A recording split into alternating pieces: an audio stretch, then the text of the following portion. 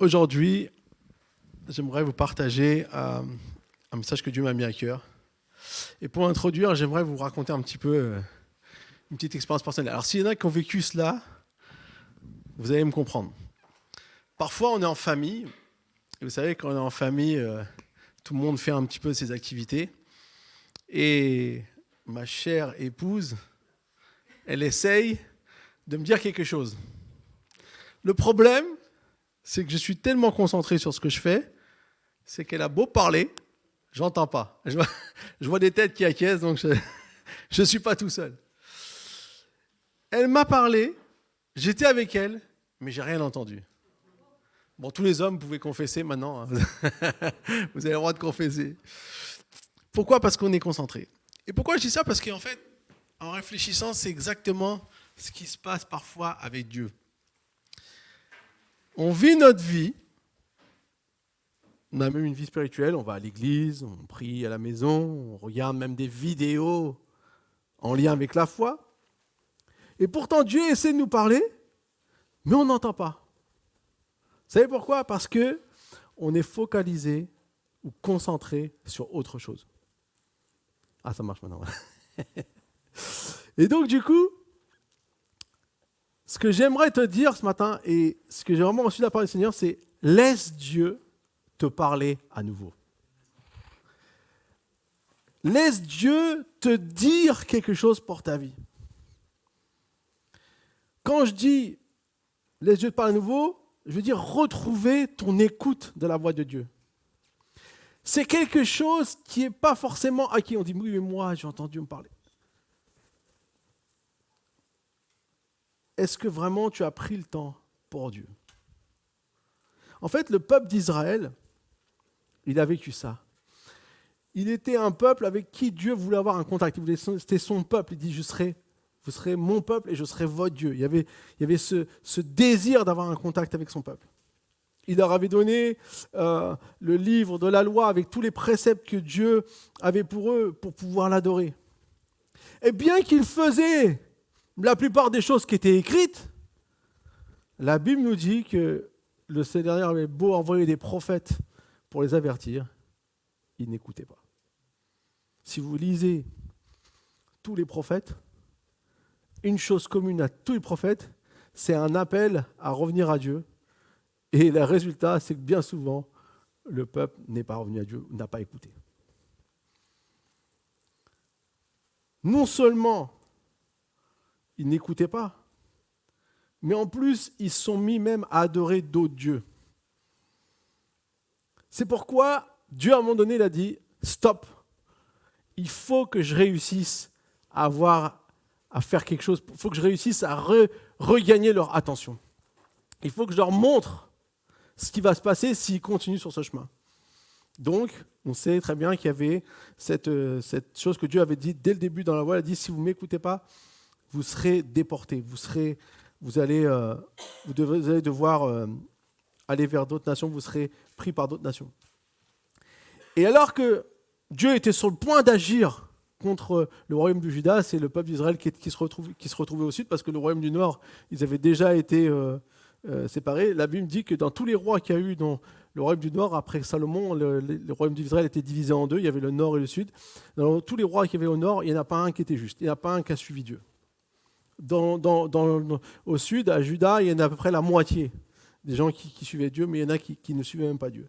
Et donc qui entraînaient le peuple à faire des choses qui n'étaient pas bonnes. Et donc du coup, lorsque Dieu est sur le point d'agir, eh bien le peuple va expérimenter quelque chose, va faire une expérience extraordinaire. Et j'aimerais qu'on puisse lire ça dans 2 Rois, chapitre 22, versets 3 à 5.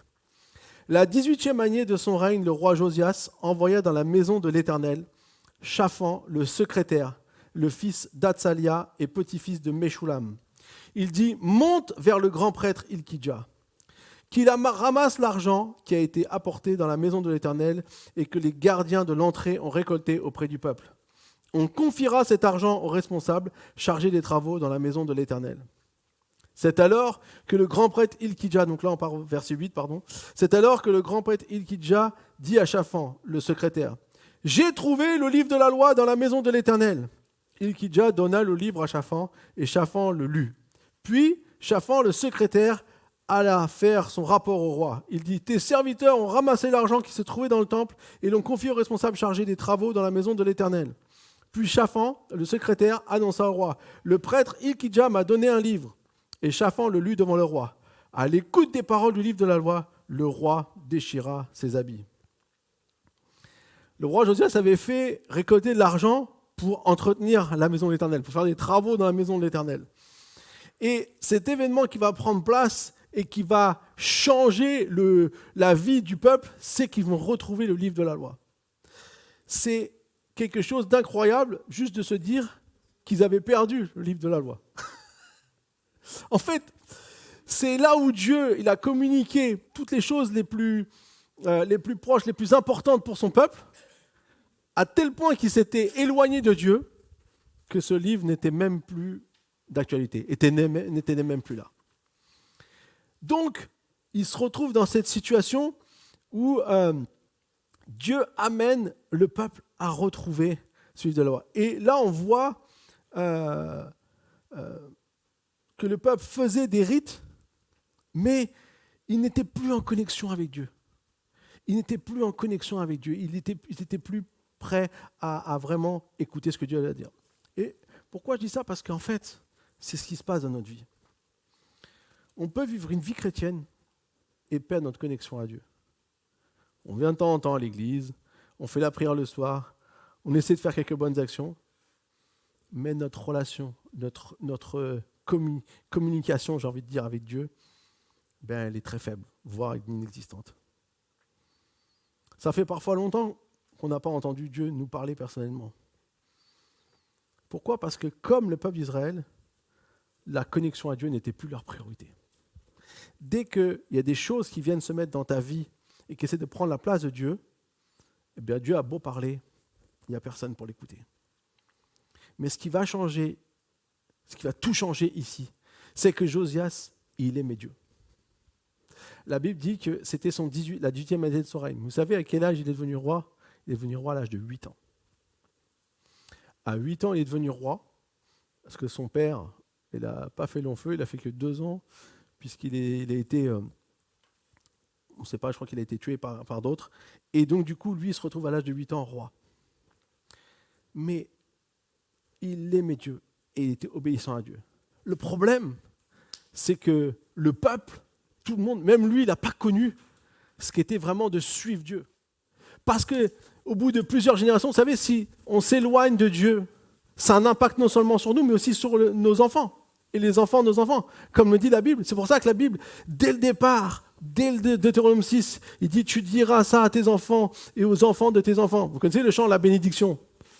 Eh bien, c'est ça, en fait, c'est tiré de ce texte. Et donc, du coup, ici, Josias, il est né dans un contexte où il ne connaissait même pas vraiment ce que Dieu demandait, les préceptes de Dieu.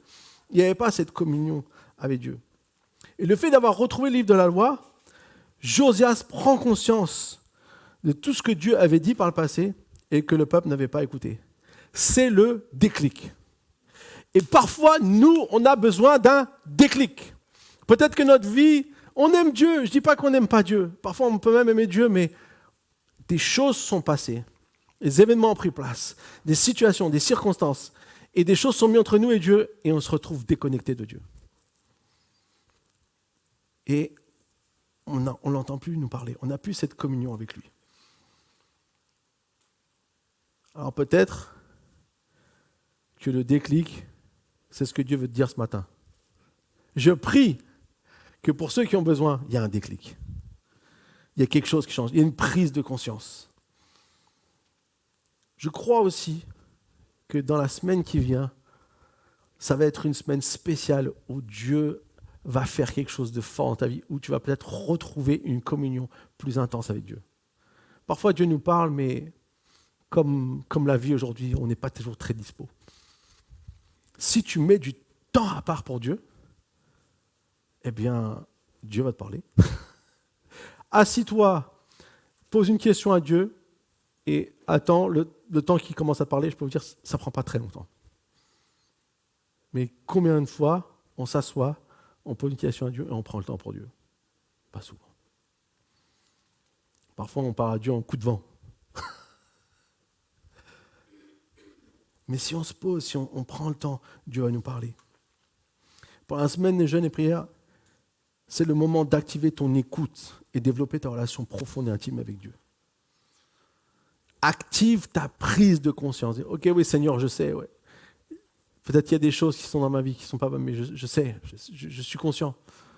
Seigneur, je veux venir écouter. Je veux vivre cette vie passionnée pour toi. Si on continue le texte, dans 2 Rois 22, verset 12-13, on nous est dit que ensuite il donna cet ordre au prêtre Hilkidja, à Achikam, fils de Shaphan, à Akbor, fils de Miché, à Shaphan, le secrétaire, et à son propre serviteur, Asaja. Allez consulter l'Éternel pour moi, pour le peuple et pour tout Juda, au sujet des paroles de ce livre qu'on a trouvé. En effet, elle doit être grande, la colère de l'Éternel qui s'est enflammée contre nous, parce que nos ancêtres n'ont pas obéi aux paroles de ce livre et ne se sont pas conformés à tout ce qui était prescrit. Donc, Hilkidja, Achikam, Akbor, Shaphan et Asaja sont partis consulter la prophétesse Hulda. Et elle leur a confirmé que la colère de Dieu, oui, s'était enflammée contre Juda, et elle a même précisé qu'elle ne s'éteindra pas. Aïe. Donc du coup, elle va parler. Et voici ce qu'elle va dire. Vous annoncerez au roi de Juda qui vous a envoyé pour consulter l'Éternel. Voici ce que dit l'Éternel, le Dieu d'Israël, au sujet des paroles que tu as entendues. Ton cœur a été touché, et tu t'es humilié devant l'Éternel en entendant ce que j'ai déclaré contre cet endroit et contre ses habitants, à savoir qu'ils seront un objet d'étonnement et de malédiction. Tu as déchiré tes habits et tu as pleuré devant moi. Eh bien, moi aussi, j'ai entendu cela, dit l'Éternel. C'est pourquoi je te ferai rejoindre tes ancêtres, tu rejoindras la tombe dans la paix, et tes yeux ne verront pas les malheurs que je ferai venir sur cet endroit. Et ils rapportèrent cette réponse au roi. Ici, on voit face à la découverte du livre de la loi, et en le lisant, le roi Josias, il a pris conscience que le peuple d'Israël, il n'écoutait plus Dieu, il n'était plus en connexion avec Dieu, et il a laissé beaucoup de choses dans la vie de ce peuple qui les ont éloignés de lui. Et par moments, quand on prend conscience qu'il y a des choses qui ne vont pas dans notre vie, eh bien, on doit faire comme ici Josias a fait, venir devant le Seigneur et déchirer ses habits. Vous savez, déchirer les habits, c'était le fait de se repentir. Il a compris tout de suite, il dit, Seigneur, non, on ne va pas continuer comme ça. Pardon parce qu'on s'est éloigné de toi. Et la bonne nouvelle, c'est que à chaque fois qu'on s'éloigne de Dieu, peut-être que des choses se mettent entre lui et nous, eh bien, on peut revenir.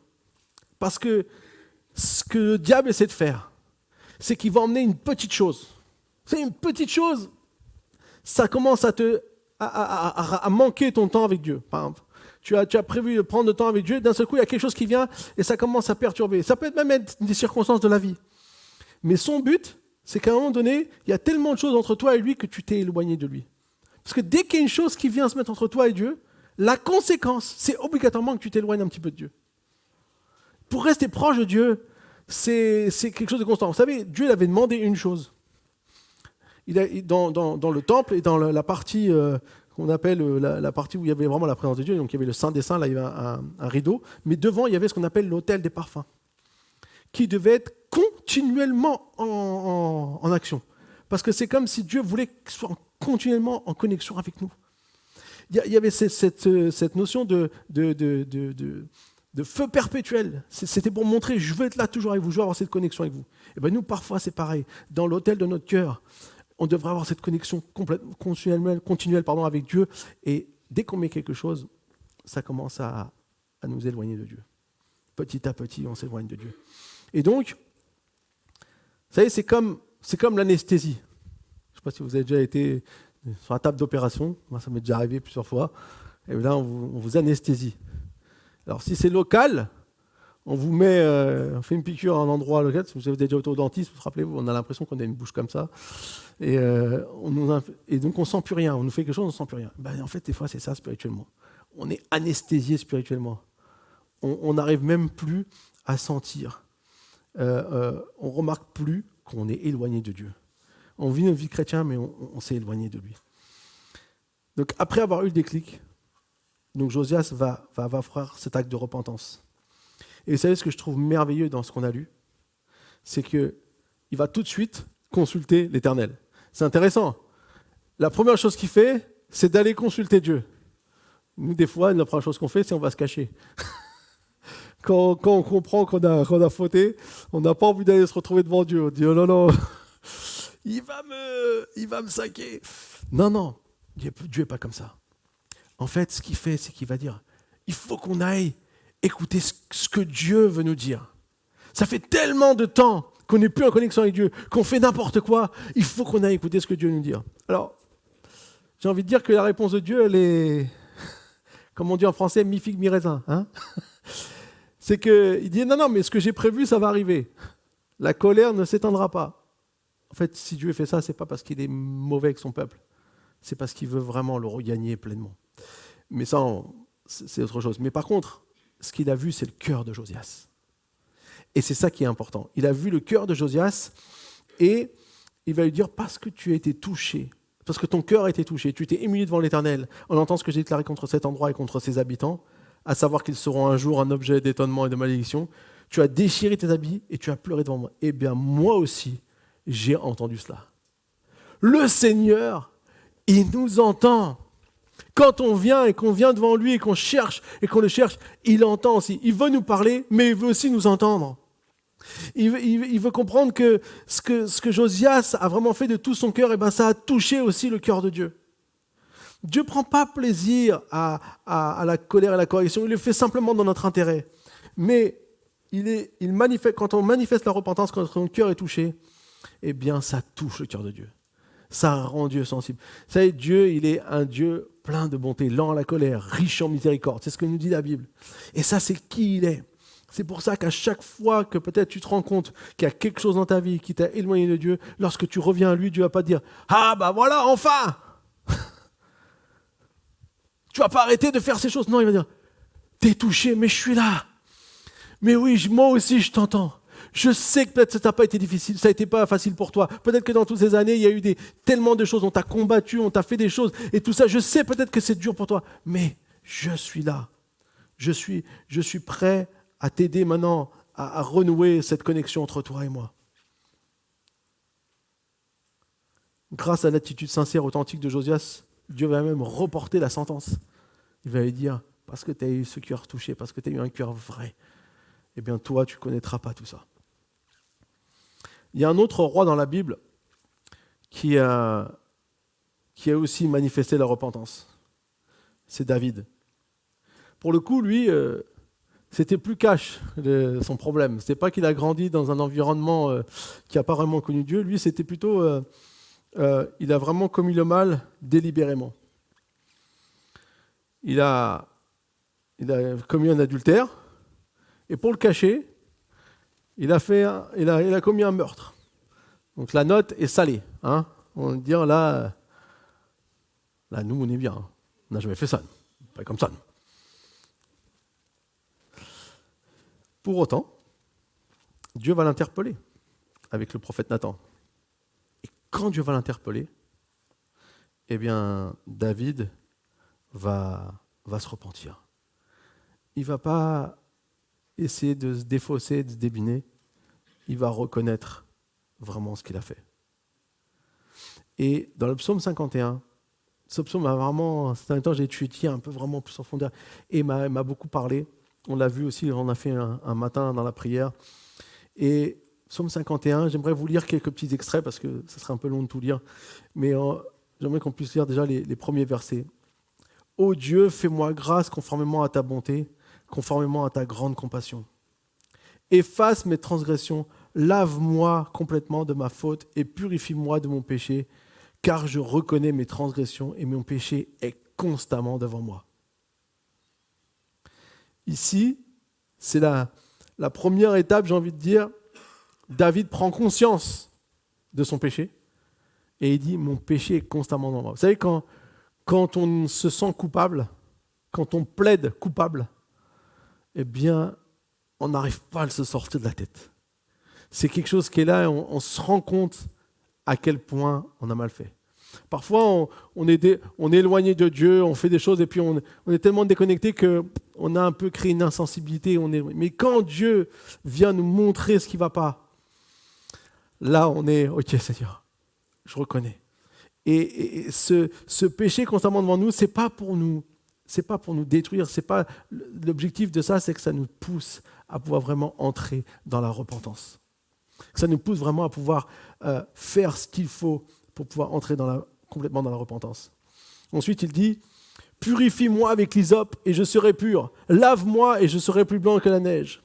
Ô Dieu, crée en moi un cœur pur. Renouvelle en moi un esprit bien disposé. Ne me rejette pas loin de toi et ne me retire pas ton Esprit Saint. Ce qui est intéressant ici, et j'ai découvert ça il n'y a pas longtemps, c'est que l'hysope. Pourquoi il dit purifie-moi avec l'hysope ? L'hysope, c'est une fleur.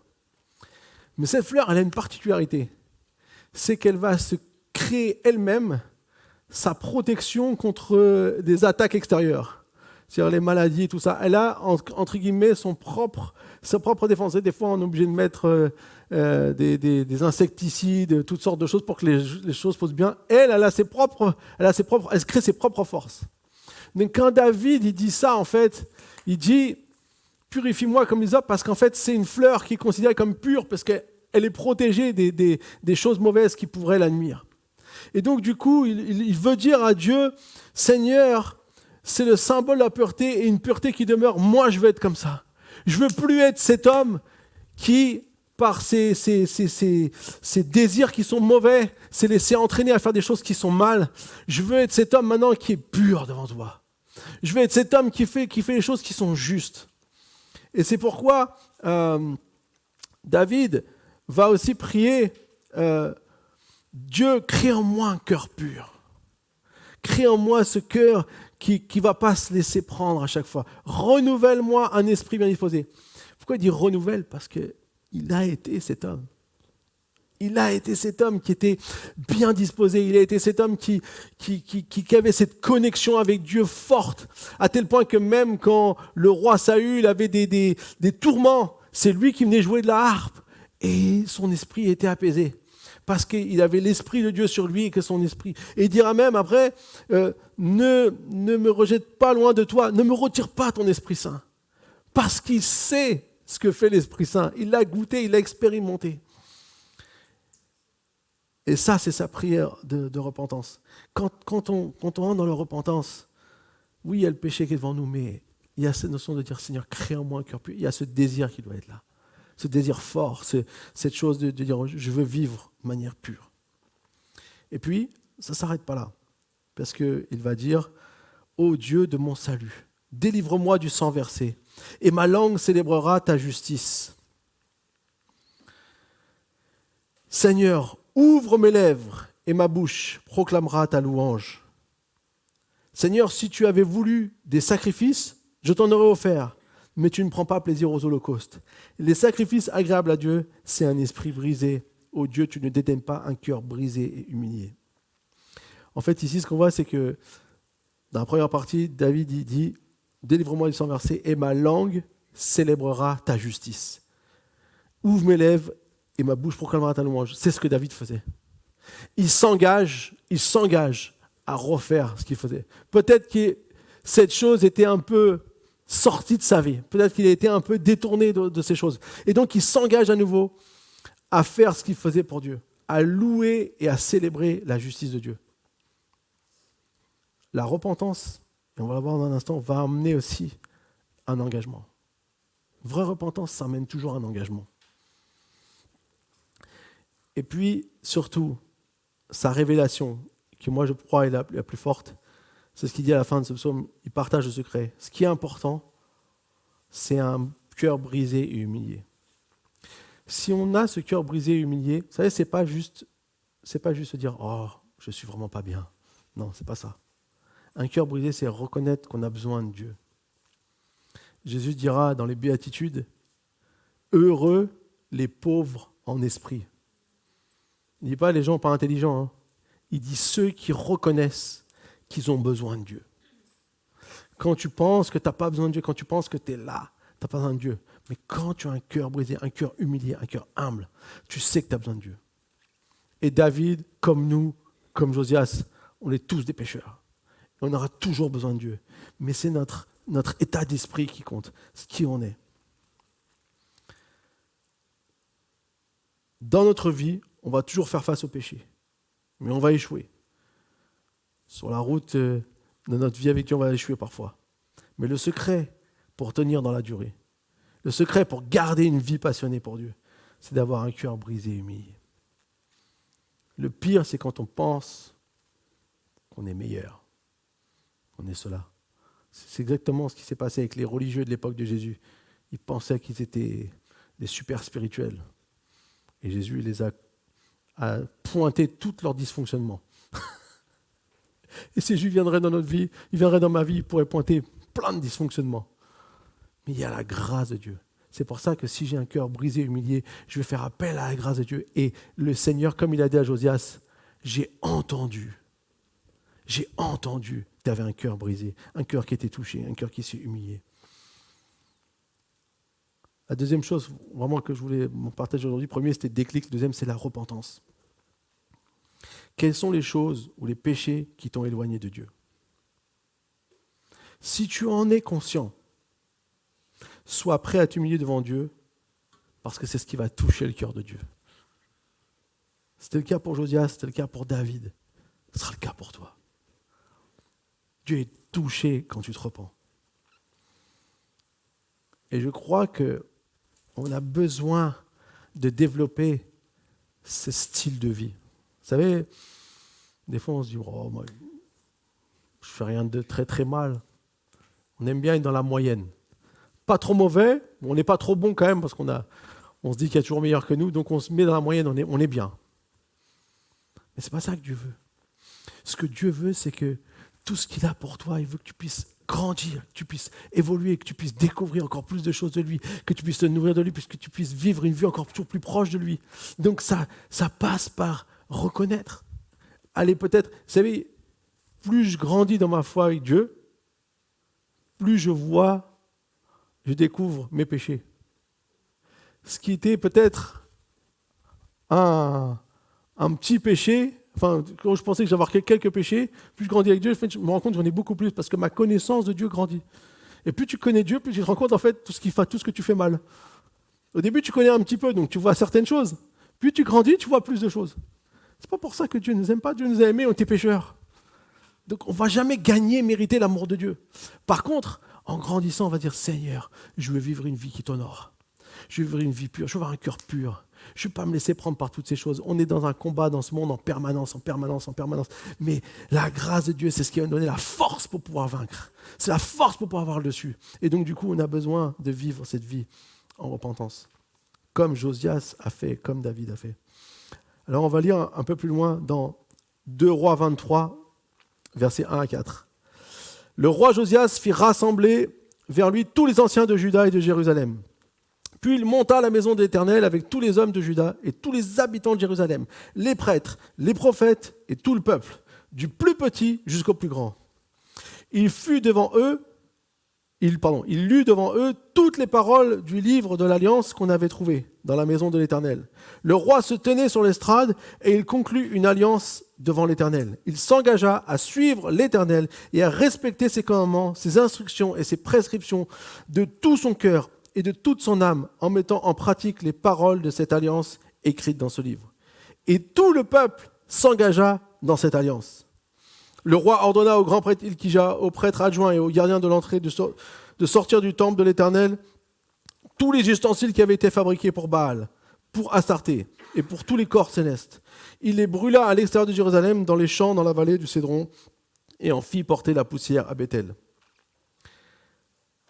Josias a réuni tout le monde et maintenant qu'il a fait cette repentance, il a dit, c'est le temps de la décision. C'est le temps de maintenant suivre, s'engager avec Dieu, de renouer cette relation que Dieu avait prévue. Et c'est pour ça que, vous savez, une repentance qui n'est pas suivie de décisions concrètes dans notre vie, c'est un aveu de culpabilité. Ça ne changera pas ta vie. Le mot repentance, ça veut dire, c'est le mot métaioia en grec qui veut dire changer de direction. C'est faire un 180 degrés. Ça obligatoirement implique un changement. Peut-être des choses ont pris place dans ta vie et elle t'empêche de vivre une vie passionnée pour Dieu. C'est le moment de se repentir premièrement, mais aussi de prendre des décisions de changement. Cette semaine, je suis persuadé que certains d'entre vous, vous allez prendre des décisions radicales qui vont changer votre vie.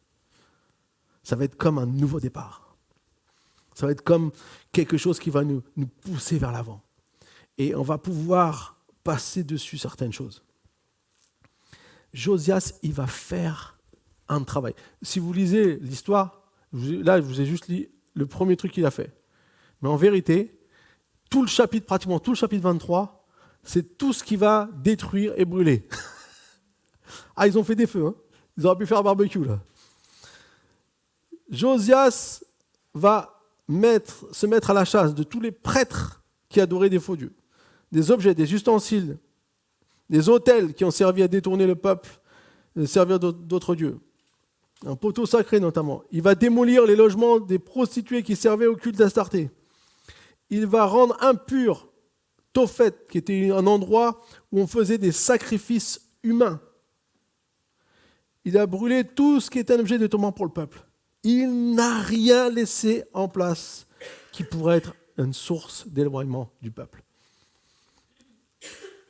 C'est très important de comprendre que quand on se repent et qu'on veut avancer avec Dieu, on ne doit rien laisser.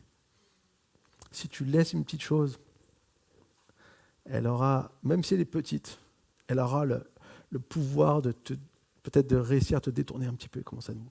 Il faut prendre des décisions. Parfois, il faut être radical. Parfois, il faut dire, ok, Seigneur, je vais le faire. Je ne sais pas si je vais y arriver.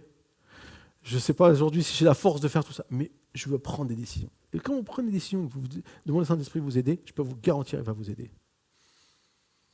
Je peux vous garantir qu'il va être avec vous. Il a obéi à tout ce qui était écrit dans la loi. Il n'a pas eu peur d'éloigner tout ce qui était mal. Parce qu'il faut vous dire que là, pour lui, c'était des décisions importantes. 18e année de son règne, il a 26 ans.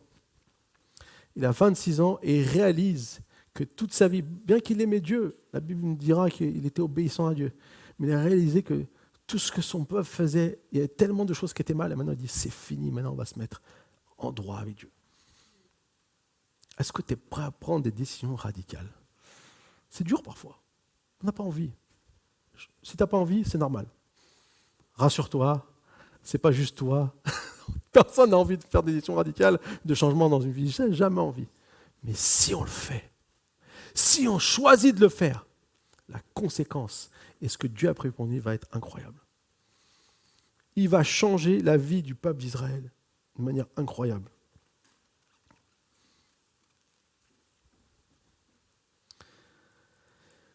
J'aimerais vous partager une petite histoire. C'est l'histoire de Marie. Marie, elle a grandi dans une famille chrétienne et elle avait une relation très proche avec Dieu durant son enfance, son adolescence. Elle était vraiment proche de Dieu. Mais quand elle est arrivée à l'université, petit à petit, elle a délaissé sa foi, attirée par les distractions, les influences de là où elle était, les études, les sorties, les nouveaux amis, etc., etc. Et du coup, sa vie spirituelle, elle est passée au second plan. Après plusieurs années, Marie a commencé à sentir un vide. Vous savez, quand on n'a plus Dieu, c'est le vide qui est là. On n'est pas bien. Une absence de sens dans sa vie. Malgré ses réussites académiques et professionnelles, une insatisfaction persistante l'habitait. Et un jour, elle range des cartons, des vieux cartons. Et qu'est-ce qu'elle trouve? Sa première Bible. La première Bible, celle qui est utilisée durant son adolescence. Ce moment était un déclic pour elle. Elle s'est ravivée tous ses souvenirs de paix et de joie qu'elle avait autrefois connus. Elle se rappelait de sa vie qu'elle avait avec Dieu. Et vous voyez ici, c'est exactement, on peut dire c'est un peu l'histoire du peuple d'Israël. Ils avaient perdu le livre de la loi. Et elle avait perdu sa Bible. Et comme on n'est plus connecté à Dieu, ben forcément, plein de choses se mettent entre nous et lui et se trouve éloigné de lui, comme le peuple d'Israël. Et du coup, qu'est-ce qu'elle fait? Eh ben, elle décide de se repentir. elle prend du temps pour prier. Elle confesse son éloignement et demande pardon à Dieu pour l'avoir négligé. Deuxième chose, elle va réintégrer une communauté chrétienne, une église.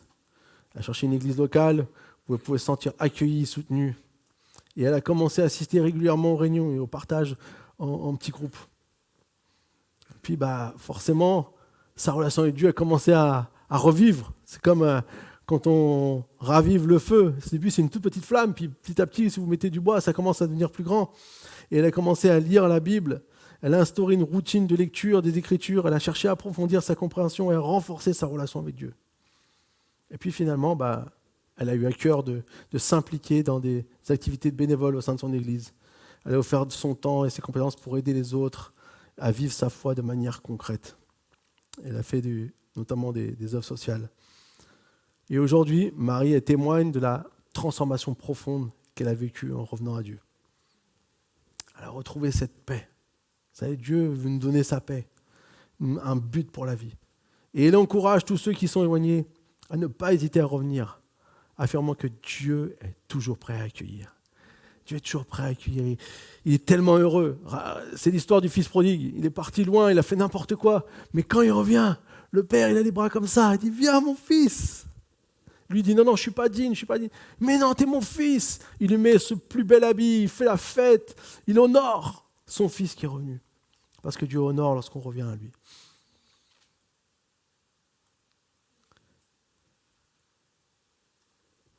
Comme on vient d'entendre pour Marie, ce sont nos décisions qui permettent au changement de prendre place, pas uniquement nos intentions. Elle a clairement retrouvé une vie passionnée pour Dieu. Alors j'aimerais te poser cette question. Quelles sont les décisions que tu as besoin de prendre pour ta vie aujourd'hui ? Quelles sont peut-être certaines choses que tu sens dans ton cœur ? Le Saint-Esprit te parle, tu as besoin de faire aujourd'hui.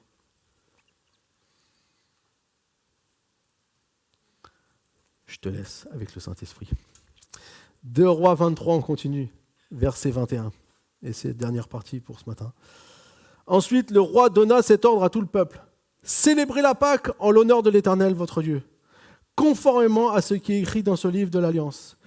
Aucune Pâque pareille à celle-ci n'avait été célébrée depuis l'époque où les juges dirigeaient Israël, ni pendant toute l'époque des rois d'Israël et de Juda.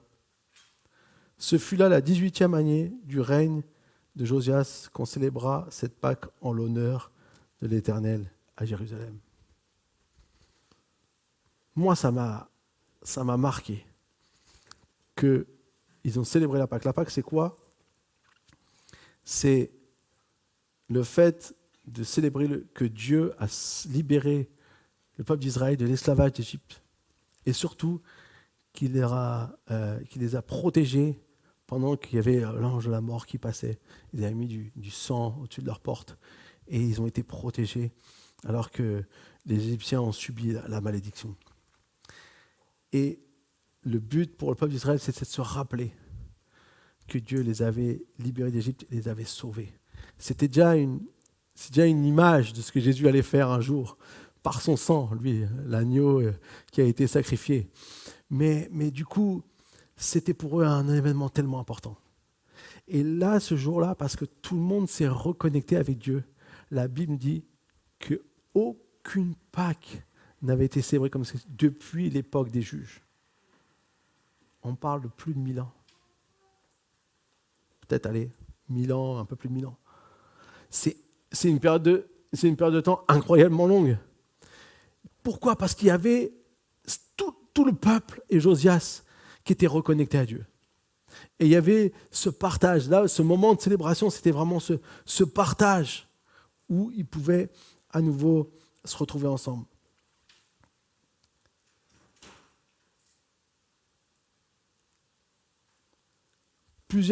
Le peuple, pendant plusieurs années, s'était éloigné de Dieu. Et maintenant, tout le monde a décidé de revenir à lui pleinement. C'est l'adoration qui est retrouvée pour Dieu. Lorsque tu reviens à Dieu, lorsque tu fais ce choix de revenir, ce qui va se passer, c'est que ta vie va redevenir l'adoration qu'elle est appelée à être pour Dieu. Ta vie va reprendre cette notion d'une vie dédiée à Dieu. C'est pas juste de venir louer le dimanche, l'adoration. C'est pas juste de chanter un peu comme ça avec les personnes, c'est quand tu chantes dans ton lieu secret. C'est quand tu adores Dieu dans ta chambre. C'est quand tu décides que ta vie, eh bien, tu vas l'offrir pour Dieu et qu'il va pouvoir t'utiliser pour faire des choses dans ce monde, qu'il va t'utiliser pour pouvoir faire accomplir des choses pour ce monde. Et moi, je suis persuadé que dans cette semaine de jeûne et prière, et vraiment, j'ai reçu ça de la part du Seigneur, ça va être une transformation dans notre vie pour que tu puisses laisser Dieu te parler à nouveau et vivre à la vie qu'il a pour toi. En fait, le danger, c'est que parfois, les choses qu'on a établies, on est chrétien depuis longtemps et on a fait des choses, c'est qu'on est tellement devenu, entre guillemets, chrétien professionnel, qu'on passe à côté de ce que Dieu veut faire là maintenant, qu'on n'est plus à l'écoute. On a nos habitudes, on a nos rythmes, mais qu'on n'est plus là pour dire « Seigneur, qu'est-ce que tu veux faire avec moi ?» S'il faut tout changer, Seigneur, change tout. Est-ce qu'on est prêt à faire cette prière? Pas facile. Mais c'est ce que Dieu veut. La Bible dit que si tu es prêt, celui qui est prêt à donner sa vie va la retrouver. Mais celui qui veut la garder va la perdre. Moi, je n'ai pas envie de perdre ma vie, même en étant un chrétien. J'ai envie que Dieu puisse continuer à m'utiliser. Et c'est pour ça que j'ai conscience qu'il faut que je demande à Dieu, qu'est-ce que tu veux pour moi encore? On peut très bien être dans nos petites routines, pasteur, routine. C'est pas ce que je veux vivre. Moi, je veux vivre une vie passionnée pour Dieu. Je veux vivre une vie qui vaut la peine d'être vécue, celle que Dieu a pour moi. Nous vivons une époque où notre intimité avec Dieu va devenir la survie de notre foi. Je vous garantis que le monde défie la croyance en Dieu et promeut tout ce qui est opposé à ce que Dieu aime, à ce que Dieu veut. D'ailleurs, qui détruit les vies. Aujourd'hui, on vit tellement un paradoxe incroyable avec toutes ces idéologies qui sont contre nature. On arrive à des aberrations incroyables dans notre façon de penser, la psychologie, tout ça. Alors que Dieu désire qu'on puisse vivre une vie épanouie, sereine, bonne. Mais si on reste proche de Dieu, si on reste dans cette intimité avec le Seigneur, eh bien, il va nous parler et notre vie va pouvoir être un outil pour lui à faire du bien aux autres. Vous savez, ce n'est pas pour nous qu'on le fait. Si on vit une vie pour Dieu, c'est une vie qui se donne. Jésus, c'est l'exemple. Jésus, il s'est donné. Il n'est pas venu vivre sur la terre pour vivre sa vie. Il est venu sur la terre pour nous. C'était son seul objectif. Il n'avait pas besoin de venir sur la terre, il était dans le ciel, à l'endroit de Dieu. La Bible dit qu'il n'a pas regardé son statut là où il était comme un butin à préserver, mais il est venu en s'humiliant jusqu'à la mort pour nous. Ça, c'est ce que Jésus l'a fait. On n'a pas d'autre exemple. C'est notre exemple. Est-ce qu'on est prêt aussi à se dire, ok, je vais vivre une vie, pas seulement pour moi, mais pour ce que Dieu veut faire pour d'autres, et comment Dieu peut m'utiliser avec d'autres. Et je vais vous garantir, c'est la meilleure vie que vous allez vivre. Parce qu'il y a plus de joie à donner qu'à recevoir. Alors, prépare-toi et réponds à l'appel de Dieu pour toi. Je vais terminer avec le dernier verset, qui est incroyable. 2 Rois 23-25. Avant Josias, il n'y eut aucun roi qui, comme lui, revienne à l'Éternel de tout son cœur, de toute son âme et de toute sa force, en se conformant à toute la loi de Moïse. Et après lui, il n'y en a pas paru de semblable. Moi, je me dis, Josias, c'est un exemple. Quand la Bible dit ça de toi, ça vaut le coup. Oui, en Jésus, on peut être cet homme, cette femme que Dieu peut honorer, que Dieu peut dire, oui, je t'ai sauvé, je t'ai gracié, et maintenant ta vie m'honore. Et ça, c'est le désir de mon cœur. Et je crois que c'est ce que Dieu a pour chacun d'entre nous ce matin. Amen. Sarah, tu peux venir. On va prier.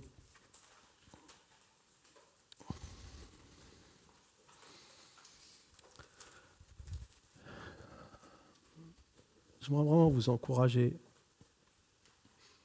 je sens ça de la part du Saint-Esprit, c'est la semaine qui vient, ça peut être une semaine de transformation de nos vies.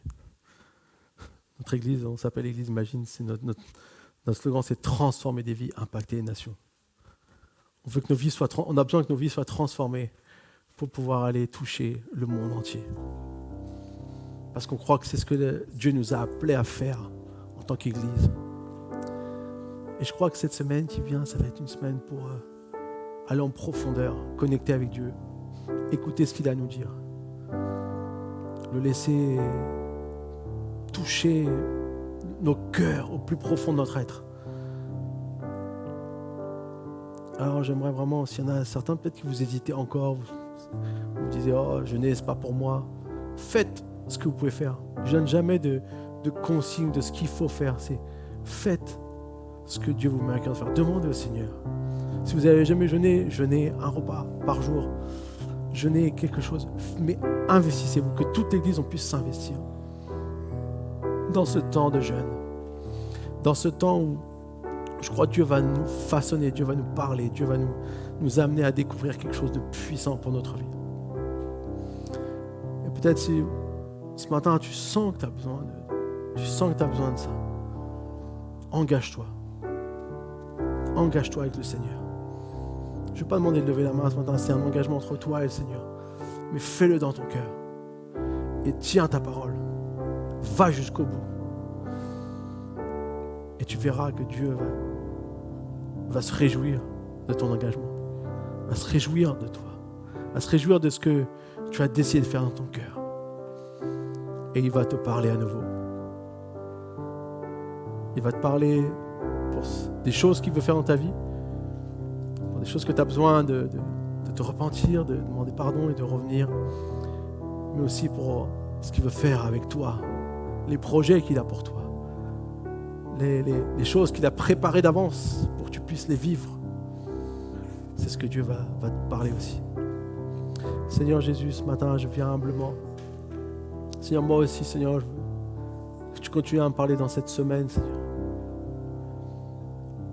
Nous venons, Seigneur, comme tout le peuple d'Israël, avec un cœur brisé, humilié, avec un cœur pour toi, Seigneur. Seigneur, parle-nous, Seigneur. Seigneur, donne-nous tes directives, donne-nous de pouvoir vraiment nous parler pour cette année 2025. Seigneur, oui, il y a plein de choses qui vont se passer, mais Seigneur, ce qu'on veut faire, c'est dans ta volonté. Comme disait Jésus, Seigneur, notre nourriture, c'est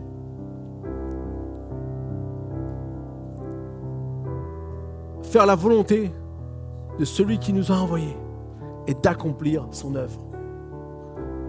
C'est ce que Jésus disait. C'est ce que nous voulons dire aussi, nous, Seigneur. Seigneur, aide-nous. Aide-nous, Seigneur Jésus.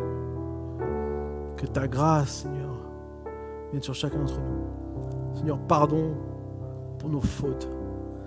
Pardonne-nous, Seigneur, toutes les fois où on ne fait pas ce qui est juste. Seigneur, on veut venir, Seigneur, aujourd'hui, avec un cœur repentant, mais aussi avec des décisions qu'on veut prendre. Aide-nous à prendre des décisions. Je prie, Seigneur, que nous puissions prendre de bonnes décisions cette semaine qui vont changer notre vie, qui vont nous emmener à voir plus loin. Merci, Seigneur Jésus. Que ton nom soit loué et béni à jamais. Merci, Seigneur mon Dieu. Amen. Alléluia. Seigneur, bénis chacun encore. Bénis chacun ce matin. Ta grâce, ta paix, Seigneur, nous accompagne tous les jours. Amen. On va terminer avec un chant pour louer notre Dieu. Et je vous souhaite à tous une bonne semaine de jeûne.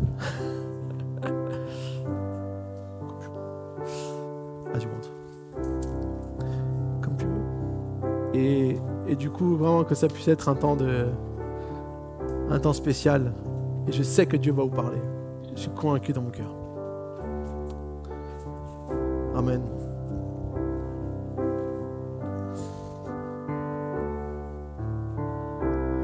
Répands-toi en ce lieu et viens remplir nos cœurs. Ton amour nous entoure.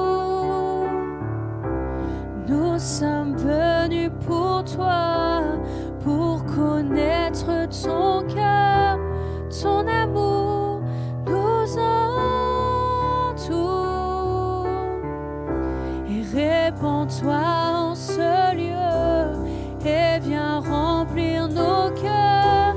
Ton amour nous entoure. Nous sommes venus pour toi, pour connaître ton cœur. Ton amour nous entoure. Esprit de Dieu, rafraîchis-nous. Nous voulons ta présence. Que ton règne vienne, ta volonté, ici comme au ciel. Esprit de Dieu, Esprit de Dieu, rafraîchis-nous. Nous voulons ta présence. Que ton règne vienne, ta volonté, ici comme au ciel. Répands-toi, répands-toi en ce lieu et viens remplir nos cœurs. Ton amour nous entoure. Nous sommes venus pour toi, pour connaître ton cœur. Ton amour nous entoure. Répands-toi en ce lieu et viens remplir nos cœurs. Ton amour nous entoure. Nous sommes venus pour toi, pour connaître ton cœur. Ton amour nous entoure.